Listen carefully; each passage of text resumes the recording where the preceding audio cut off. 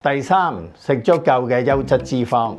控制體重唔代表要完全避開脂肪，相反，如果一餐完全冇脂肪，食完可能好快又肚餓。脂肪可以減慢胃排空，亦會刺激 CCK、GLP-1 同 PYY 等物質分泌，令人食完成餐之後飽肚感覺維持得特別耐。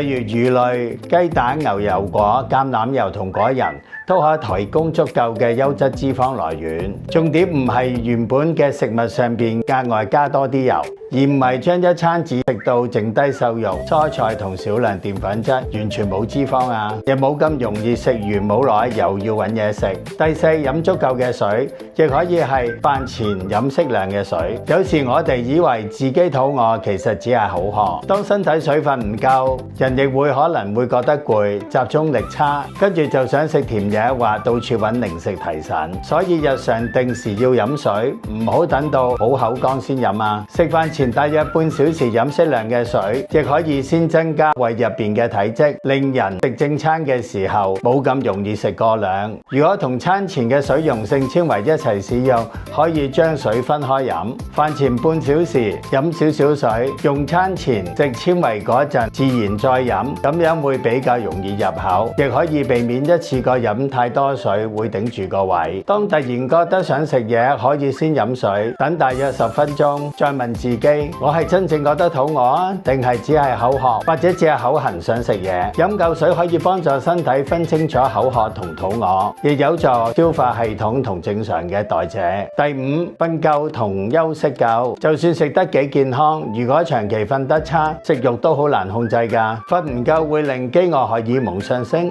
同時令身體傳出飽肚訊息減弱。第二日就更容易肚餓啦，尤其想食甜嘢、澱粉質同高熱量食物，大腦亦想揾最快嘅能量源，所以特別容易靠糖、奶茶、麵包或零食頂住。